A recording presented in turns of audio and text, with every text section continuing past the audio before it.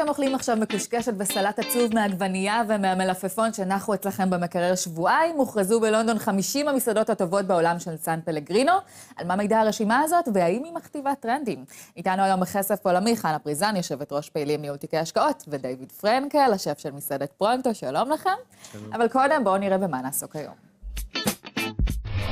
דג מקרלי, מלפפונים חמוצים וביצי בורי, החלק הפריך של הלזניה, טארט לימון מתפרץ, שרימפס מתוקים עטופים בעלים, תמנון בפחם סגול, ברווז ברוטב לבנדר, דבש עם תפוחים וכרוב.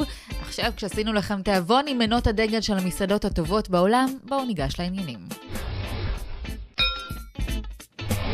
חנה, אז אפשר להצביע על מגמות לאור הרשימה היוקרתית הזאת, שבניגוד למשלן למשל לא מתמקדת בעיקר לאירופה?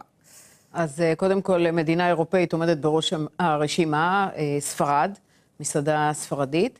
דבר נוסף שמאוד משמעותי השנה זה כניסה של מסעדות באסיה למקומות יחסית גבוהים, ושינויים יחסית דרסטיים ברשימה עצמה.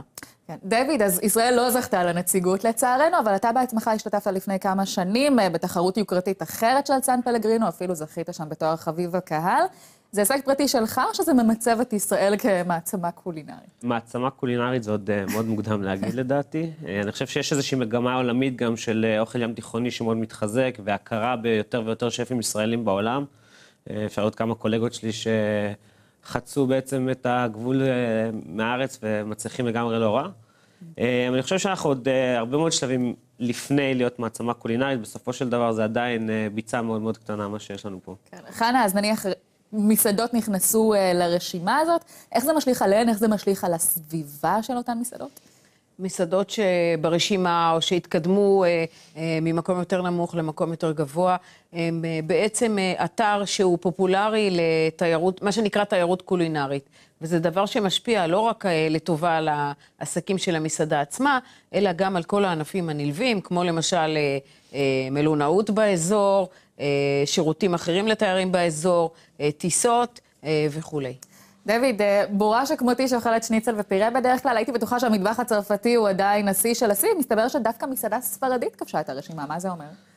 אז ספרד כבר בעשור האחרון מככבת לא מעט ברשימה הזאת, הרבה בזכות המדינה עצמה שמאוד מפתחת את הענף הזה, מזרימה הרבה מאוד כספים לפיתוח של מסעדות, ובעצם להכשרה לטבחים צעירים שמסיימים לעבוד, מממנים להם את השנה הראשונה בעבודה.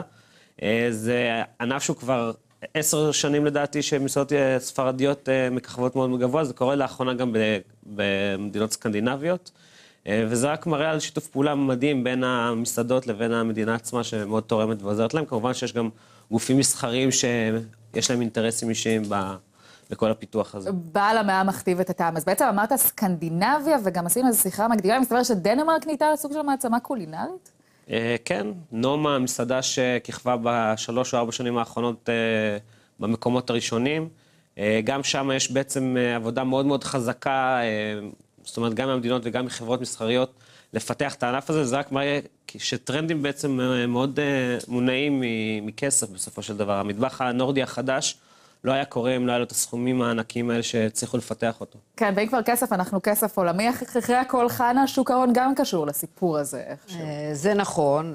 אני חושבת שזה חלק מההתפתחות לטובה של חברות וחברות ציבוריות שהן בתחום של מוצרי היוקרה, לאו דווקא אמזון, גם תחומים אחרים. אגב, סן פלגרינו הוא חלק מהקונצרן של נסטלה, שנסחרת בבורסה השוויצרית, והשווי שוק שלה הוא מדהים, 250 מיליארד דולר, אבל יש גם חברות בתחומים אחרים, כמו למשל לואי ויטון, דיור ואחרות, שעבור חלקן לפחות ההמלצות של האנליסטים הם לרכישה גם במחירים הנוכחיים, עם מחירי יעד גבוהים בצורה משמעותית מהמחירים הנוכחיים. כן, דיוויד, לסיום, מסעדות בישראל, גם אתם שרואים את הרשימה הזאת של 50 מסעדות הטובות ביותר, אתם מזהים שם טרנדים? יכול להיות שתאמצו משהו משם לאור הרשימה? אני לא חושב שהרשימות האלה ממש מאוד איזשהם טרנדים מסוימים, בסופו של דבר הם נותנות הכרה לשפים עולמיים שחצו את גבול הטרנד, מה שנקרא, אבל אפשר לראות שיש איזושהי גם מגמה, כמו שחנה אמרה קודם, של הרבה מאוד שפים מהמזרח הרחוק. אסור לשכוח שגם בעצם הרשימה הזאת היא בנויה משופטים שמחולקים לאזורים מסוימים, זאת אומרת, צריך להיות איזושהי חלוקה שווה בין השפים האירופאים למזרח הרחוק, לאמריקאים, וכל שנה הם מכניסים עוד ועוד ועוד מקומות חדשים, אז זה מאוד לגיטימי לראות את זה. מה שכן יש ברשימה הזאת, הרבה חבר'ה מפרו, המטבח הפרואני בכלליות בשנים האחרונות גם התחיל לקבל הכרה במסעדות המכוכבות, המשלניות. אני עוד עבדתי במוגריץ לפני 6 שנים, כבר אז התחלנו להתעסק במטבח הזה, ולדעתי זה מטבח שהולך להיות כבר והולך עוד להתחזק מאוד בעתיד הקרוב. טוב, חבל שהם לא שלחו לנו משהו שנבחן אם באמת הרשימה הזאת מצדיקה את עצמה. חנה, דוד, תודה רבה לכם. עד כאן כסף עולמי להיום, אתם תמשיכו לעקוב כי זה שווה לכם כסף.